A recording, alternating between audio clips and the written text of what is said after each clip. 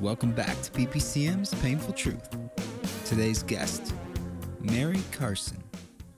Hi, Mary. Thank you today for joining me and educating me with your peripartum cardiomyopathy PPCM experience.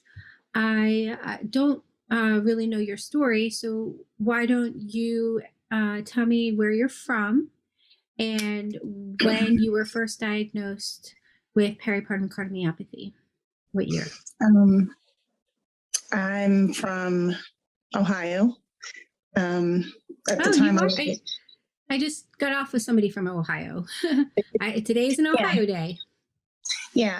At the time, I lived in Marion County, and it was 2013. I had twins, so it was May of 2013 that I was diagnosed. And were you diagnosed during your pregnancy or when your life was already at a threat? I actually started having symptoms during pregnancy. I'm an LPN, so I have a little bit of a background in healthcare, and I just felt like something was off, and they chalked it up to pregnancy symptoms. But I had had 2 other pregnancies, singleton pregnancies, without those symptoms. Plus, I still coached basketball when I was pregnant with the twins. Oh, wow. So I wore a heart monitor for about a week, and they said nothing came of it. So I had the twins. I actually had a C-section scheduled, and I went into labor about 5 days before it was due. So they still did the C-section, put me completely out. I had been on heparin because I had had a blood clot in my leg prior to being pregnant. And so I had taken the heparin right before I went into labor. So they put me completely out to do the C-section. They ended up giving me some packed cells and plasma. So after I had the twins, it was a day or 2 later, they started noticing that my oxygen level was off. So they did a couple tests. They did an X-ray and a CT. They found that I had blood clots in both my lungs. So they put me back in the ICU and put me back on a heparin drip. You had blood clots in both your lungs? Yeah. Was that caused but were you on medication to prevent blood clots? Yeah, it can still happen. Oh, yeah, it can still happen. I've been checked for every kind of blood clotting disorder that there is. I don't have any of that. So I kind of think it was because they gave me blood when I had the twins. I mean, that's a long story because they think I should be on blood thinning medication, but I'm also anemic. So I just can't take it. I took it after I had the blood clot in my leg. I took it prophylactically while I was pregnant. And I took it afterwards because I had blood clots in my lungs, but that was 8 years ago and I haven't had any trouble since. So I don't know if it was just 2 freak incidents where I had blood clot issues. I hope that's what it was. So anyway, they found blood clots in my lungs, put me in the ICU. My oxygen continued to go down. So a nurse actually came in the next morning and ordered an echo, and that's when they found it. So I think it was, I was at Grady Hospital in Delaware, and they said my EF was 10%. They told me I was going to die. I didn't feel that bad, though. And they immediately put me on IV Lasix and transported me by helicopter to OSU in Columbus. So, yeah, I was there for a week. I was on I never. So you were in fact diagnosed when your life was already at a threat. Oh, yeah. Yeah. I mean, if they would have done a simple echo at any point during my pregnancy, any point, or at any point while they were doing CTs and X-rays and everything, but if they would have just done that echo, they would have noticed, because that's how you can tell. So I ended up having a cardiac MRI because then they rule out everything else that it might be. Right. So they rule out any other possibility that you might have going on. And that's when they diagnose you with, cardiomyopathy related to pregnancy. Yeah. Right. And I think that when, you had twins, so they probably brushed it off that you just had 2 lives inside of you as opposed to just one. So that was even your double whammy, which is kind of more so why an EKG is not included because you literally have two babies inside of you. I mean, one baby, you know, I would think that the, you know, optometrist departments would, the obstetrician's department would, you know, be able to know that two babies inside of a woman should be standard and mandatory to actually have an EKG regardless. I mean, it's like it has to do something regardless to your heart, whether you're PPCM or not. I would think. This one doctor asked me if during my other pregnancies, if I had had any of those symptoms. And I was younger when I had the other two, and they were singleton. I don't remember anything. You know, from like 5 months on, I couldn't breathe. Right. I would swell up real bad, just real bad. And I had never had that before with the other two. I never had swelling. You know, I was an athlete, so I stayed pretty fit. And even though I was older, I knew something was wrong, you know, right. And why they just do an echocardiogram while a woman's pregnant, I don't know. How much did you swell? What was your... I literally lost 40 pounds in 5 days being on Lasix. Right. That's how bad it was. That's what I was. So, I was at 10% EF, and I had over 40 pounds of fluid drained from me. So, and I'm still actually taking my Lasix now. I've lost 8 pounds in like a week, because I just was like, if you saw me on, if you watch the docuseries, I was very swollen, and I was, you know, working out, not losing. And I said, there's something just not right. I don't feel right. So then I started to take my Lasix, and I just, even today, I'm just dropping. So you can see, like in the docuseries, I start and I'm like really full.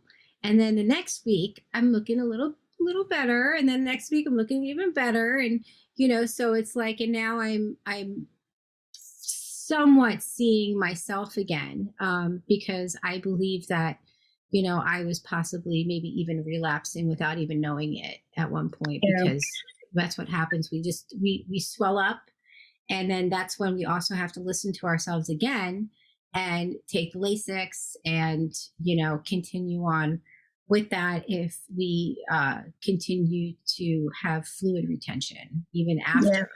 I haven't, I'm trying to think.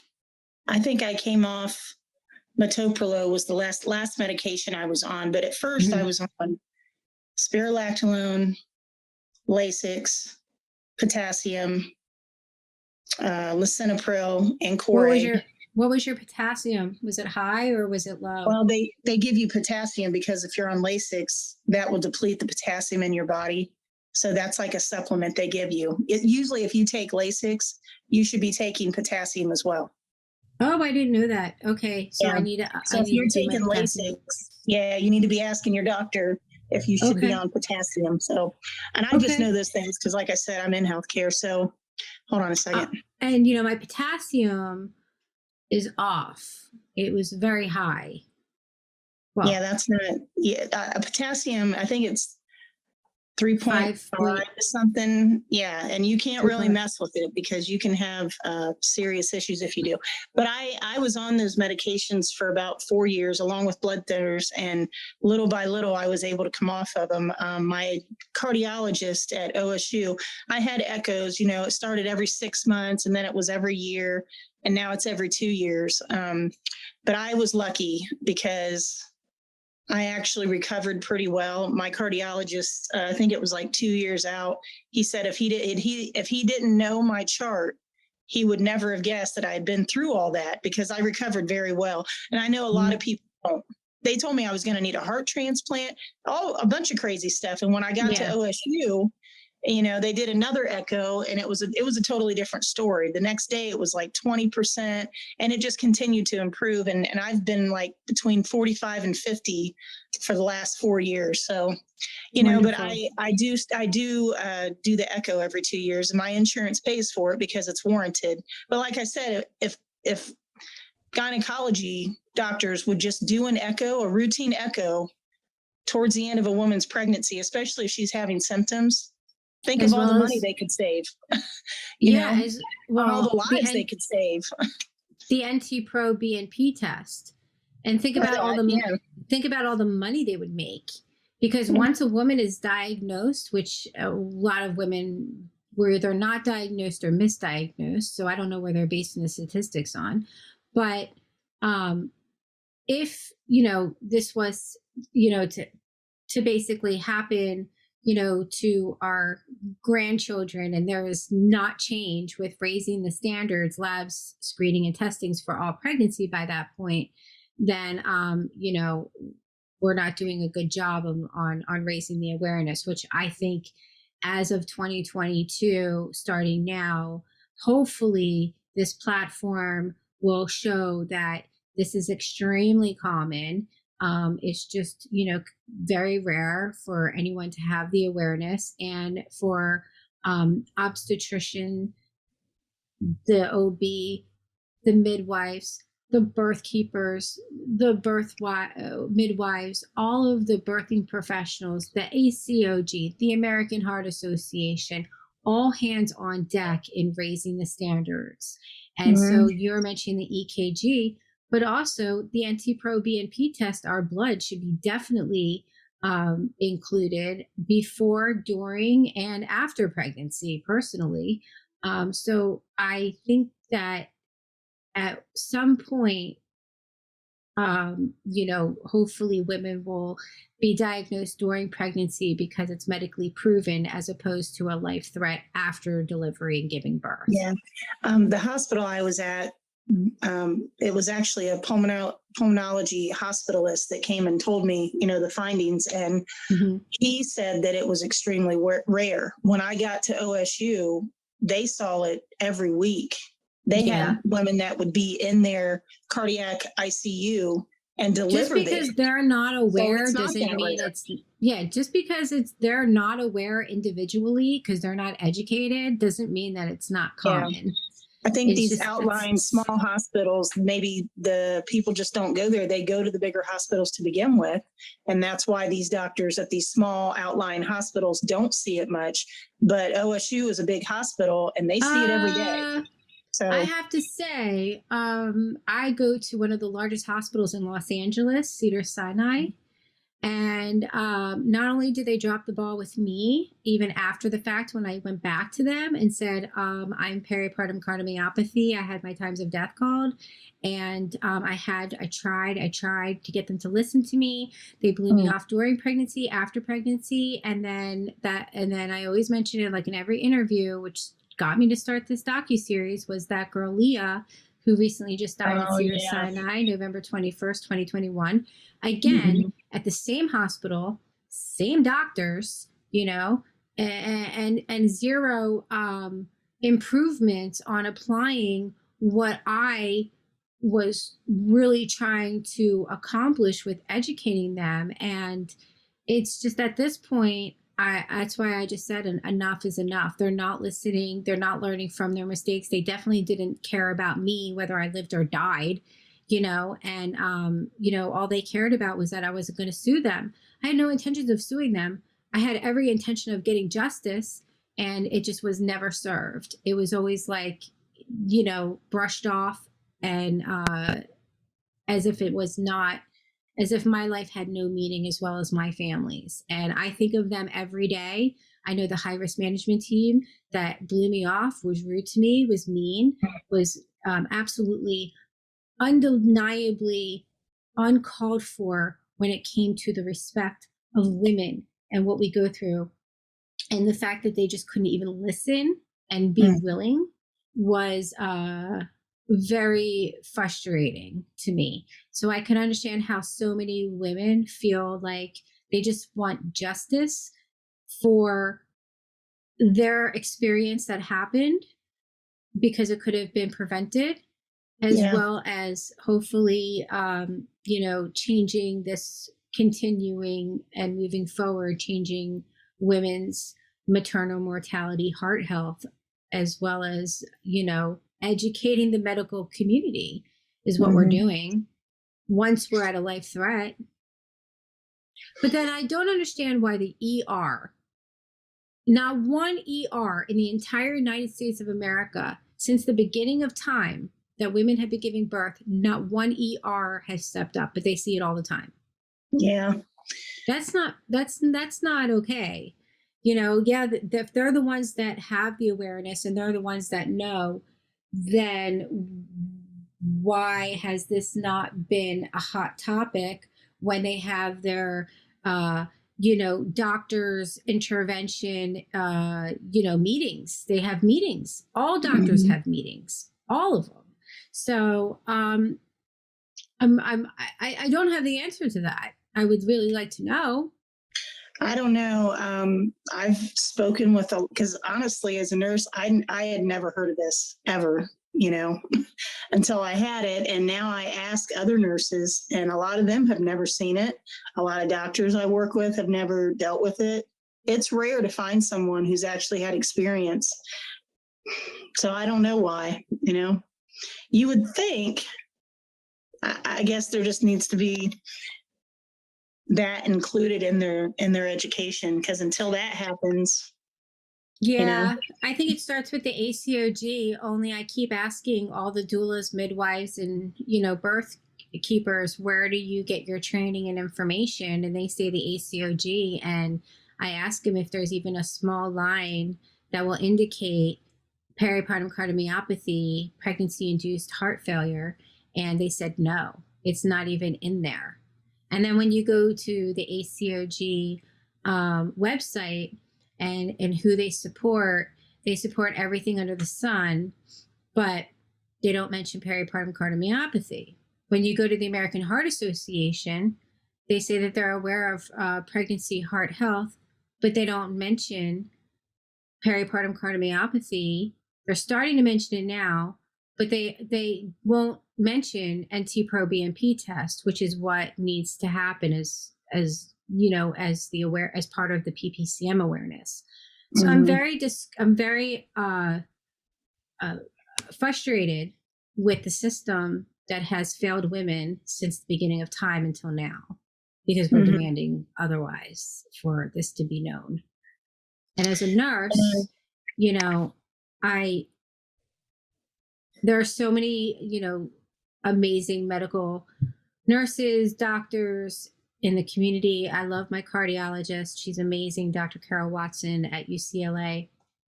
She's a huge advocate and support for women's heart health. But when it comes to change and creating the change and where do we go from here, it doesn't seem anybody really has an answer where there's a really easy, practical solution to a very serious problem. So it's almost as if we have all these wonderful nurses, doctors, but once they're informed and it's not applied, I just don't understand, because this has been going on where survivors, for a very, very long time, and there has been zero change, not even in the last 4 years. Yeah. So since I've woken up from my times of death, it's almost as if this isn't real when it's very real. And how old are your babies now today? They'll be 9 in May. And are they girls? A boy and a girl. A boy and a girl.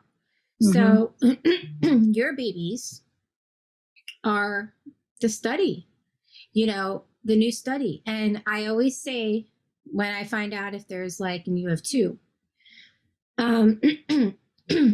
sorry, heart failure, COVID, we know that early diagnosis saves lives. We know that what we don't know can't hurt us.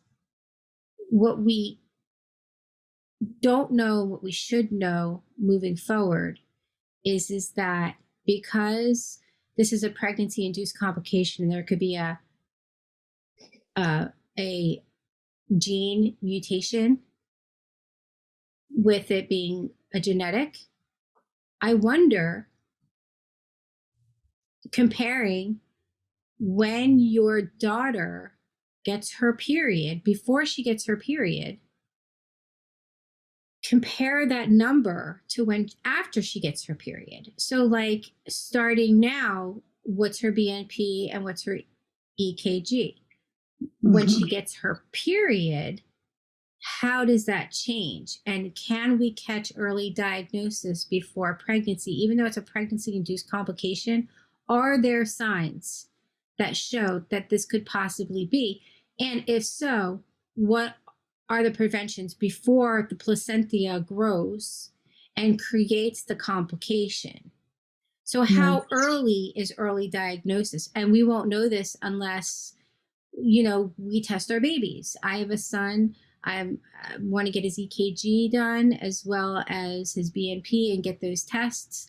But I don't know. I mean, these are, you know, assumptions. And I guess like, you know, just trying to figure out, you know, that we discovered that women who are very healthy can experience peripartum cardiomyopathy. And then once treated and can be recovered. Okay. Yeah, I don't know what, I know I have an older daughter. She's 26 now, but she had a baby 2 years ago. And I was a freak the whole time she was pregnant because it did cross my mind, like, is this going to happen to her too? You know?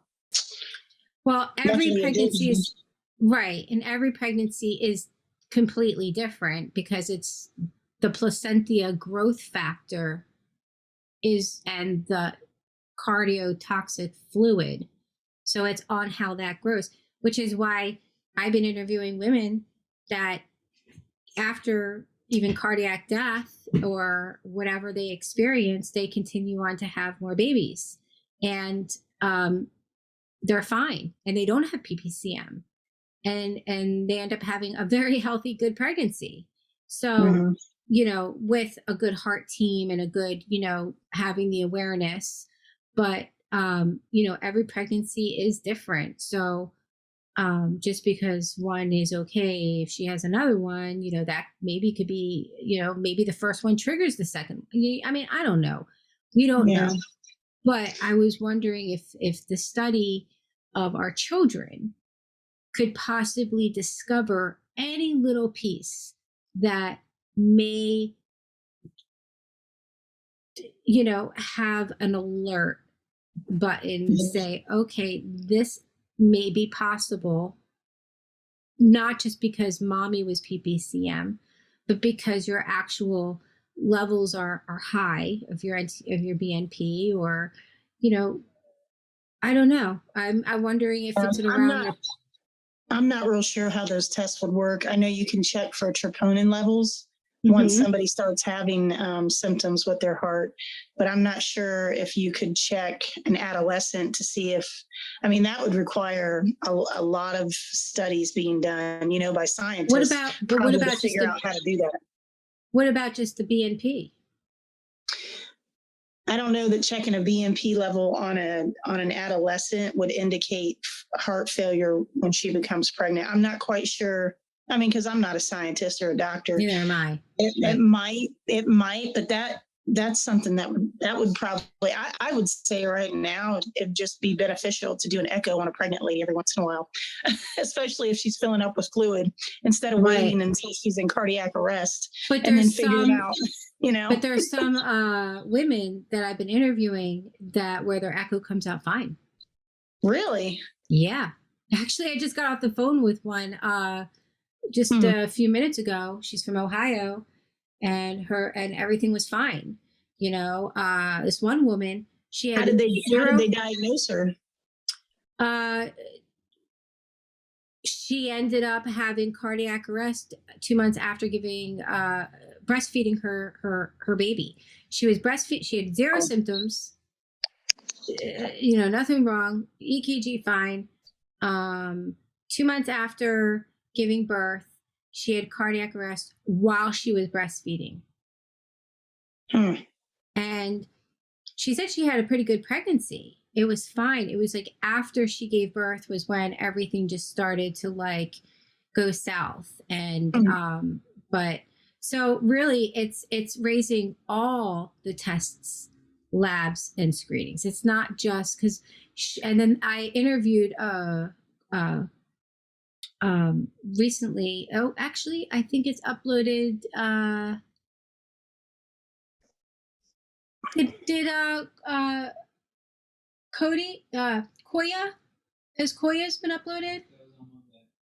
That was this past Monday. Okay, so yeah, Koya. I just did an in-person interview, and her EKG was read normal as well. And then they did like that catheter. What was it that they gave her? Cardiac cath. They literally took the camera and they put it in her. And that's how they discovered it. But her EKG, she said it was fine. It was like 60 something. So it's, I don't know. If you haven't watched or listened, just have it in background noise, just to listen on YouTube, the docuseries, this Koya is the last one. And she too, her EKG was normal. So the EKG is where they put the leads. An echo is where they do like an ultrasound of the heart. Right. There was something a little bit more intrusive, and it wasn't the echo and it wasn't the EKG. I have to go back and listen. So they probably did a heart catheterization on her where they go through the femoral artery and they look at all the arteries to see if they're blocked. Okay. Yes. That's how she was diagnosed. So I'm hearing more of that too, as well, where EKG is fine. BNP numbers are off the chart, like in the 18,000s. And hearing some just don't even have symptoms whatsoever at all. And then it just, down they fall. So I mean, I'm literally interviewing. I don't even know when I'm on, probably over 200, and this is not just in the United States of America. And so I'm hearing all these different scenarios. Yeah.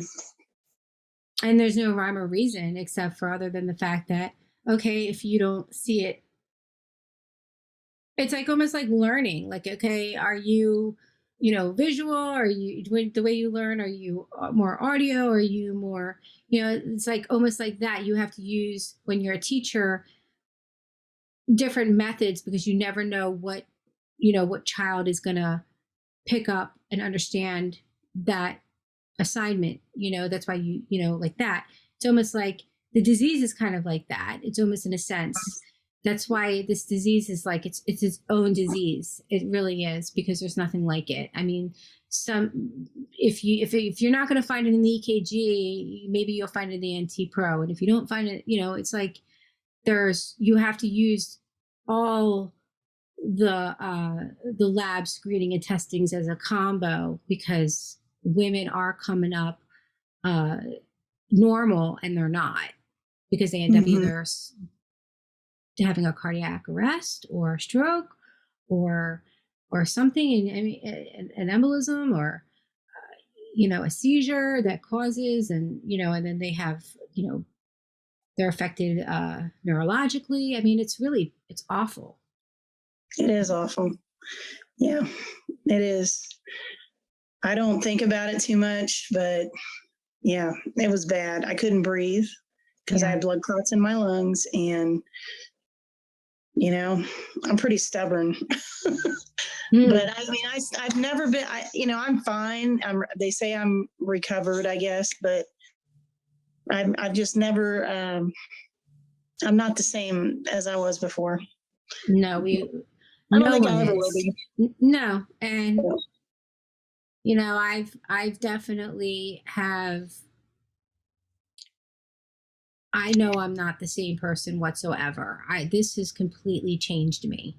I mean, I've rerouted my entire career based on this docuseries to get it up and going. I'm literally turning down, TV shows, that I've been working on for over 18, 20 years in Hollywood. I've been working on TV series and shows, and I just decided to even today, I turned down, something for HBO, Sweet Life. I just pitched it.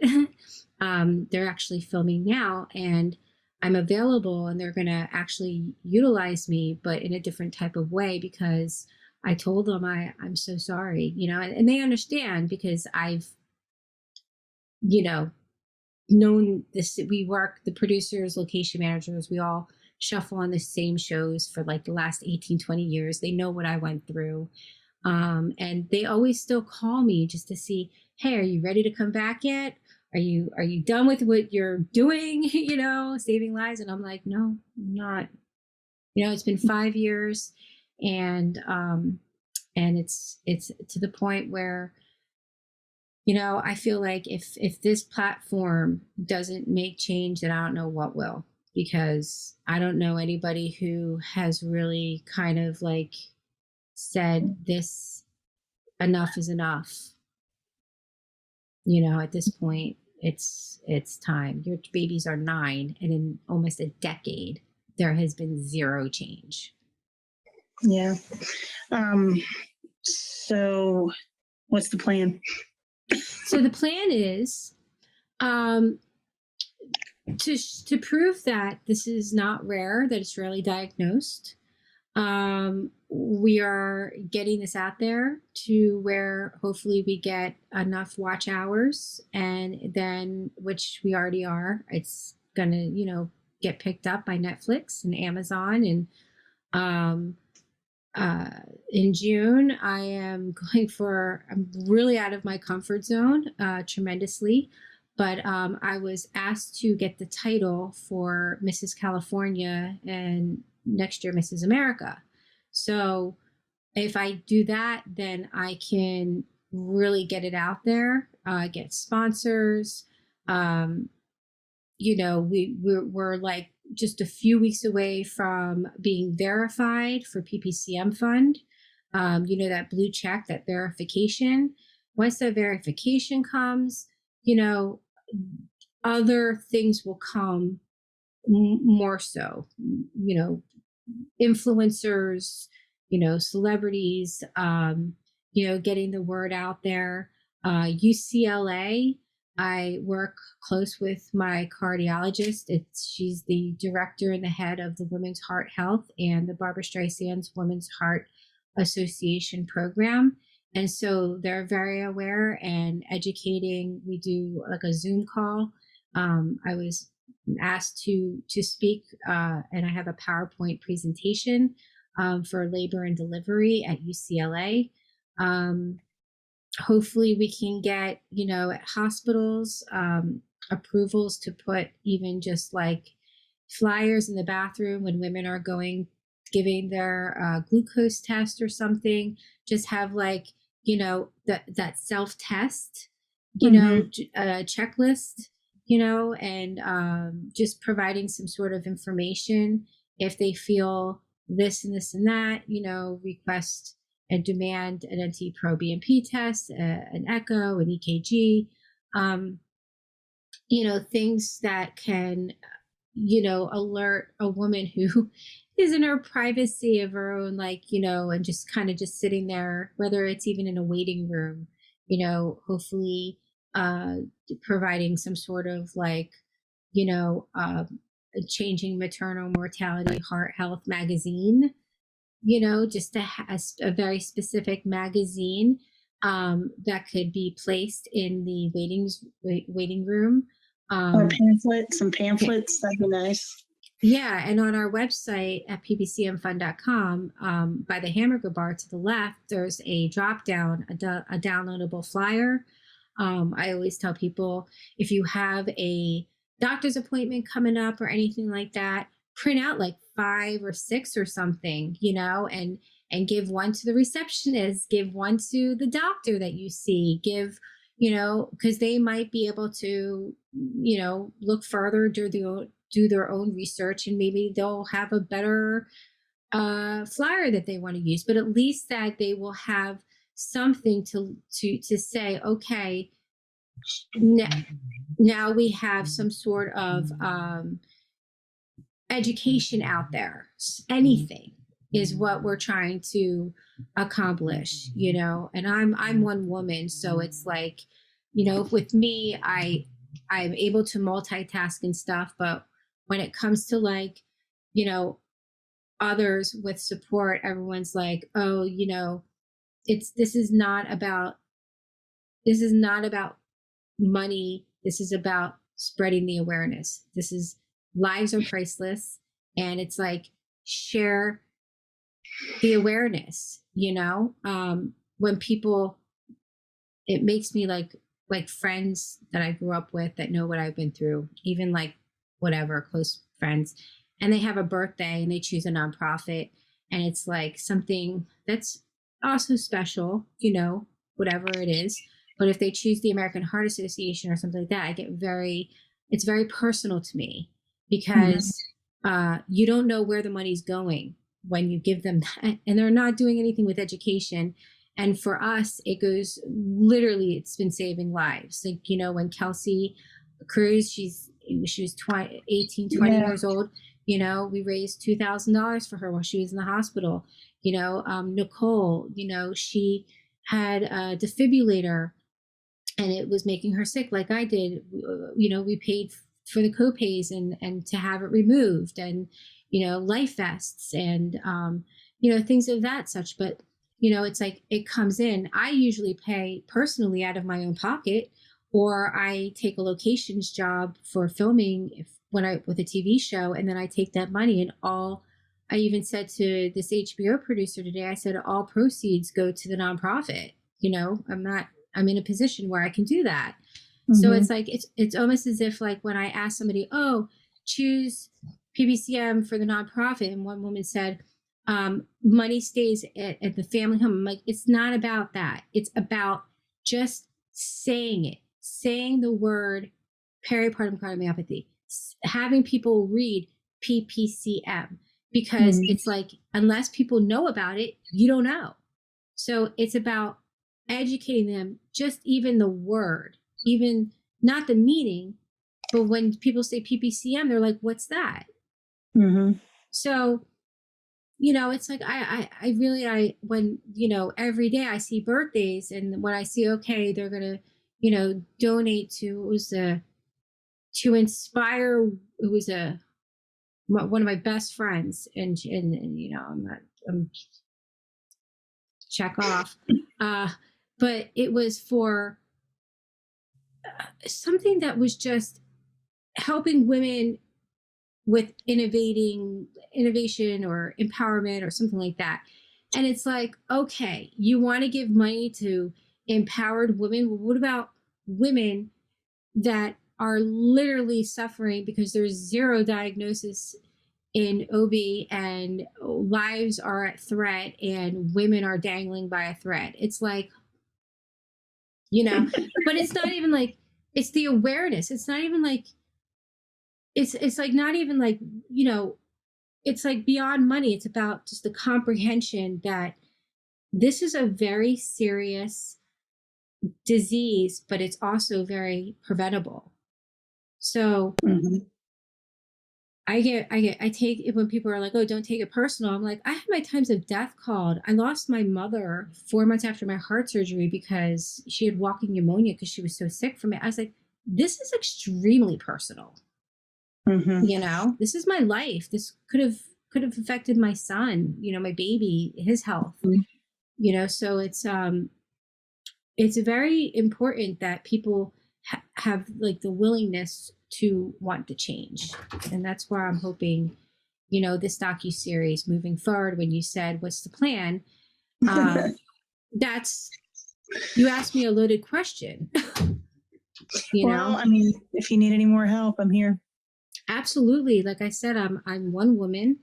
I have all these ideas. I have, you know, even, you know, sending you the, you know, the presentation, PowerPoint presentation, maybe look it over. You're a nurse. I've added some visual graphs because I know that people, you know, goes in one ear and out the other, but if they see it.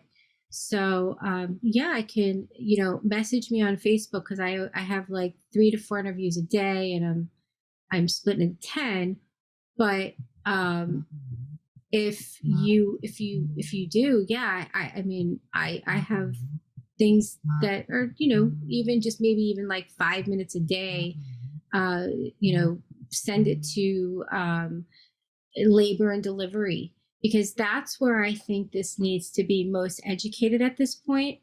The departments of birthing is not on board until it goes into the books of the curriculum. So I think what we just need to do is just keep educating labor and delivery in every state. Who is the head? So that's kind of like where I'm at right now, is trying to find the key head labor and delivery in each hospital and connect with them to give them the PowerPoint presentation so they can see the graphs, they can see the chart, they can see the medical backup. Because I know in most things, the way they find things out is usually by a system of kind of trial and error. So if it's, like I work in urology, so if somebody has blood in their urine, there are certain things that we do, like a CT urogram and all these different things. And then we do a cystoscopy to kind of round things out. So there's a protocol that they follow for that.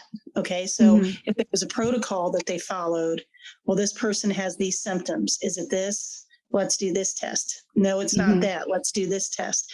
They need to develop something like that to rule everything out and find this before it gets, before it kills people. If they would just start doing that, you're always going to have people that are not going to have symptoms and, are going to go into cardiac arrest. You're always going to have that. Right. But if they would develop a system to kind of weed things out.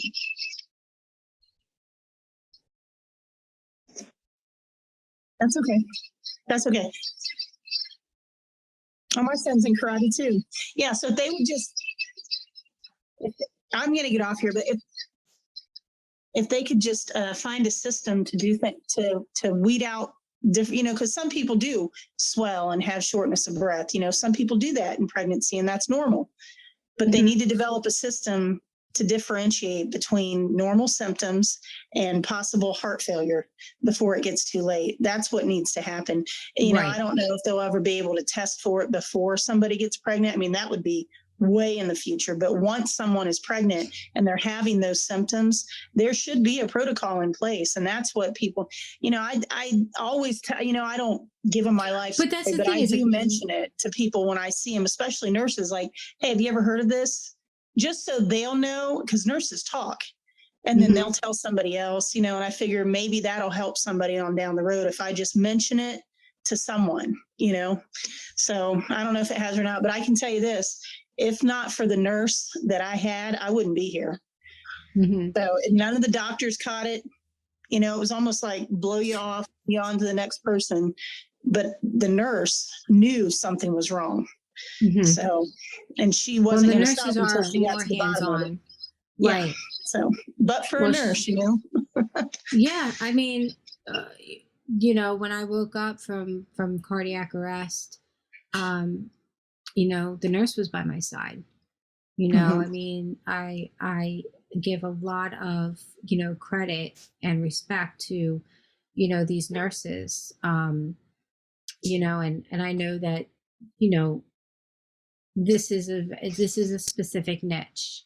So the nurses deal with so many different chronic diseases, so it's like, that's why I don't understand, again, how this was left in the hands of the survivors to be educating the medical community. But, I guess we have to start somewhere. And we are the study, so it only makes sense. I always say believe survivors, because our wounds have wisdom, and we're the ones that can really identify and relate with other women on this, whereas others, even if they are aware, it's kind of hard, sometimes to have that radar, whereas, I think that women, hopefully once we survive this disease and we all come together like we are as proof that we are living, to say that we are demanding change for our grandchildren, at least. So I can print out a PowerPoint, you said, and you have a Absolutely. pamphlet? Yeah. Yes. Where are they at? Can you just email it to me? I'll print some off. I work in Mansfield, Ohio, so I can take some up there to that hospital. Facebook message me, private message me, and then I'll give you the PowerPoint presentation. I'll send that to you in like a PDF. So just give me your email address. And then if you go to ppcmfund.com and you go to the hamburger bar, you go to downloadable forms, and right there is the flyer, and you can just print the flyer out. And if you have any suggestions to add or change to the new flyer, we will be updating that as well. So, it's basically my husband and I, we are the nonprofit, as well as Rose, who is my partner. So it's literally the three of us. We have our hands full. We've taken on a lot, actually, a lot, but a lot has also been addressed to the media, the news. I do an interview. I'm personally interviewed once every 3 weeks. Right now, Utah is the hot state. I think maybe because they have all those Mormons and they produce a lot of babies. They're most interested in this and advocating for this disease out of the 50 states in America. So Utah is the #1 state. And I really appreciate them, like beyond like words, because I've been trying for 5 years and with news and stations and things of such, and it's very difficult. But Utah is just a breath of fresh air. So I hope. All right. Well, it was great talking to you. Let me know if I can do anything else. Yes. Email me or message me. Yes, message me on Facebook your email, and and then we'll connect and give me your thoughts and feedback, and we'll make those changes, because we're always interested in other informative information that we're just survivors. So we're not. I work in urology, but my manager, she also manages OB in Mansfield. So I could give her some pamphlets to take over there as well. Yeah, that will save lives. I hope. Yeah. And even if it's one, then that's one that we, that's a life. So somebody's mama, right? Yes, absolutely. And someone's love, and who knows, maybe that person that we save, their great grandchild might be the president of the United States of America someday. Who knows, Hopefully it's a girl, Yeah, absolutely. Girl power. I'm all for it. Yep. All right. Well, thanks. Thank you so much. It was lovely talking to you, Mary. And I look forward to your email or message. All right. Thanks. Okay. Bye. Thank you for joining us and listening to the PPCM Fund podcast. If you haven't already, please like and subscribe. PPCM's Painful Truth is made possible through the generous support of donors like you. Help us spread the awareness by donating at ppcmfund.com, or click the link below to become a member through Ko-fi. Have a great day.